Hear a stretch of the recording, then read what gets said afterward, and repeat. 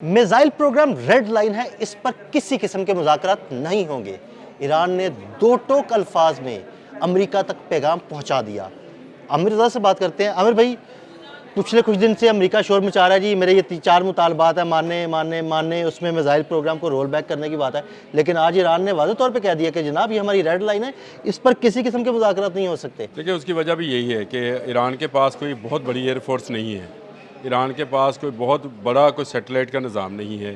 ایران کے پاس لے دے کے ایک میزائل پروگرام ہے جس کو اگر رول بیک کر دیا جائے تو ایران کو سمجھے کہ اس کی دفاعی جو حیثیت ہے وہ بالکل ختم ہو جاتی ہے، یعنی اس کے پاسداران انقلاب جو ہیں وہ نہتے ہو جاتے ہیں ان میزائلز کے۔ یہ میزائل جو ہیں اب دنیا بھر میں جتنی جنگیں ہیں، اس بات کو سمجھنا چاہیے کہ یہ جنگیں بڑی فوج کے ہاتھوں سے نکل گئی ہیں، ایسے ہی یہ چلی گئی ہیں فضائی فوج کے ہاتھ میں، یعنی فضائیہ کے ہاتھ میں۔ آپ کا پاکستان اور انڈیا اگر مئی کا جنگ کا تجربہ ہے دیکھنے کا تو فضائی جنگ تھی۔ بالکل دیکھیں، ایک طرف سے اگر براموس آ رہے تھے تو دوسری طرف سے فتح جا رہے تھے۔ ایسے ہی یہ کیا تھے؟ یہ فضا میں سے گئے ہیں۔ ایسے ہی ہے، بالکل اچھا، اس طرف سے اگر رافیل آ رہے تھے تو ادھر سے JF-17 تھنڈر اور J-10C جا رہے تھے۔ یہ فضائی جنگ تھی۔ ایسے ہی آپ نے کوئی اس میں بڑی فوج کی اس طرح سے کمانڈ نہیں دیکھی ہے۔ اچھا، اس کے بعد اس سے پہلے جون میں جو اسرائیل اور امریکہ کی ایران کے ساتھ وار ہوئی، اس میں بھی آپ کو پتہ ہے کہ ایران کی جانب سے میزائل گئے، امریکہ کی طرف سے جہاز آئے، کہیں کوئی آپ کو بڑی فوج کا نہیں، بالکل انٹریکٹ نہیں ایسی ملتا کوئی ہے۔ پیش قدمی نہیں جو زمین کے کسی فوج نے اچھا، کی ہو۔ اس کا میزائل پروگرام جو ہے یہ ایسا زبردست ہے کہ اس کی جو رینجز ہیں، اگر اسی کا صرف دیکھ لیا جائے تو اس وقت شمالی افریقہ سے لے کر پورا مڈل ایسٹ بشمول بھارت تک میزائلز کی رینج ہے۔ اور اب عامر بھائی اگلا ہدف ICBM بھی ہے۔ دیکھیں نا، ICBM بن گیا تو اور بات ہو جائے گی۔ وہ خیر بن رہا ہے، بن کیا گیا، بن رہا ہے۔ اس پروگرام کو رول بیک کرانے کا مقصد یہ ہے کہ اس کو نہتا کر لیا جائے۔ دنیا میں چین نے آپ کو پتہ ہے سب سے پہلے راکٹ فورس انٹروڈیوس کرائی، اس کے بعد پاکستان نے راکٹ فورس انٹروڈیوس بالکل ایسے ہی کرائی۔ یہ دو ملکوں نے ثابت کر دیا کہ آنے والی جنگیں جو ہیں یہ میزائلز وار ہوں گی، اور اسی لیے ایران نے اپنے میزائل سٹیز بنا رکھے ہیں۔ یہ میزائل سٹیز جن کی تعداد اس وقت 5 ہے۔ عامر بھائی، مجھے آپ کے ساتھ یہ میزائل سٹیز پہ بات کرنی ہے جو زیر زمین ان کے میزائل شہر ہیں۔ یہ میزائل شہر کون کون سے ہیں، کتنے بڑے ہیں، اس پہ میں الگ عامر بھائی سے بات کروں گا، ابھی آپ کنٹینیو کریں۔ اچھا چلے، یہ میزائل سٹیز جو ہیں ان میں سے میزائلز کا نکلنے کا راستہ اور اس میں سے میزائل کو لانچ کرنے کا راستہ، لوڈ کرنے کا راستہ، یہ وہ تکنیکس ہیں جو ایران نے بڑی مشکل سے حاصل کی ہیں کیونکہ پابندیاں تھیں اس پر۔ اس میزائل پروگرام کے حوالے سے وہ جو میزائل بنا چکا، جیسے شہاب 1 ہے، 2 ہے، 3 ہے، پھر اس کے بعد القادر ہے، نور ہے، یا علی میزائل ہے، اس طرح کے بے شمار میزائل جو ہیں وہ بنا چکا ہوا ہے، اور وہ یہ میزائل جو ہیں اس کا دفاع ہیں۔ بالکل وہ سب ملکوں کو پتہ ہے کہ اگر ایران پر حملہ کیا تو وہ میزائل پھینکے گا، اور اس نے اپنے میزائل پھینک کر آپ کو دکھایا بھی بالکل کہ وہ تل ابیب تک جا سکتے ہیں اور اسرائیل کو تباہ و برباد کر سکتے ہیں۔ ایون نیتن یاہو کا جو اپارٹمنٹ ہے جہاں پر رہتے ہیں، اس کے بہت قریب ایک اس میزائل کے بہت گرا تھا، تو اس کا مطلب ہے چند گز کے فاصلے سے گر سکتا ہے، وہ چند گز آگے بھی گر سکتا آگے ہے۔ بھی ایسے ہی ہے۔ تو اس کا مطلب یہ ہوا کہ کوئی آئرن ڈوم اس طرح کا نہیں ہے جو اس طرح کے بلسٹک میزائل جو کہ جن کی رفتار ماخ 12 تک ہو ان کو روک سکے۔ اور ایران اس وقت، جو آپ نے اشارہ بھی دیا لیکن میں نے آپ کو اس وقت کہہ دیا، ایران اس وقت ICBM پر کام کر رہا ہے۔ 12,000 کلومیٹر کا مطلب ہے امریکہ، بالکل 12,000 کلومیٹر کا مطلب ہے پورا یورپ، اور یہ اس کا ایک تجربہ کر چکا ہے۔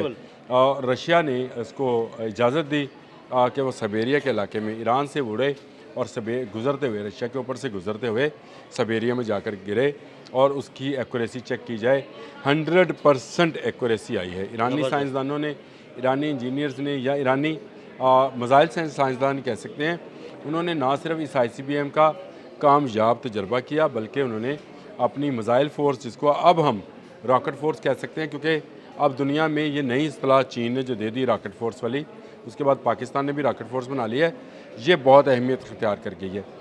جو 4 مطالبات شروع میں سے میں آپ سے کہہ رہا ہوں کہ ڈونلڈ ٹرمپ یہ بات کرے گا، اور وہ اس پر آہستہ آہستہ آ رہے ہیں۔ سب سے پہلے تھا نیوکلیئر کا، دوسرا تھا میزائل کا، تیسرا تھا گورنمنٹ تبدیلی کا۔ لیکن کچھ دیر پہلے ہم نے گورنمنٹ تبدیلی پہ بات کر لی، اور چوتھا ہوگا کہ یہاں سے کوئی آئل جو ہے کوئی دوسری کمپنی نہیں نکالے گی، اور پاسداران انقلاب جو ہیں اس کی تعداد کم کی جائے گی۔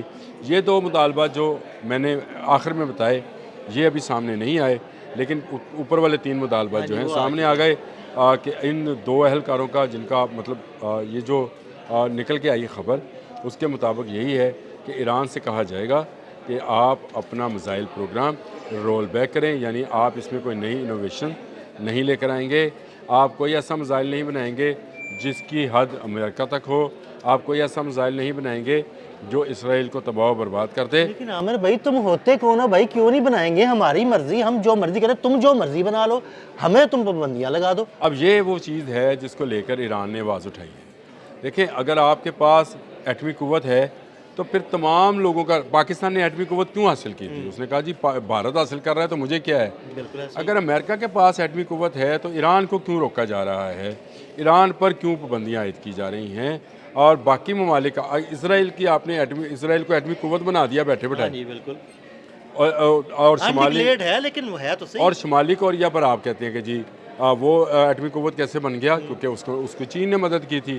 میں آپ کو، میرا یہ بلیو ہے، یہ میرا ماننا ہے کہ ایران اس حد تک اپنا یورینیم انرچ کر چکا ہوا ہے جو کہ ان میزائلز پر لوڈ ہو سکتا ہے، یعنی یہ میزائل جو ہیں یہ ایٹمی میزائلز بن جائیں گے، ان پر ایٹمی وار ہیڈ لگ جائیں گے، اور اس انرچ یورینیم کا اس وقت سب سے بڑا طلبگار جو ہے وہ رشیا ہے، کیونکہ رشیا کو پتہ ہے کہ امریکہ کا پہلا ہدف نیوکلیئر ریکٹر ہوں گے جو کہ ایران کے اندر موجود ہیں، اور ان کے اندر افزودہ یورینیم پڑا ہے، اور اگر یہ یورینیم جو ہے امریکہ لے گیا تو یہ پھر اس کا ہے، اس سے پہلے ایران اس کو رشیا میں شفٹ کر دے۔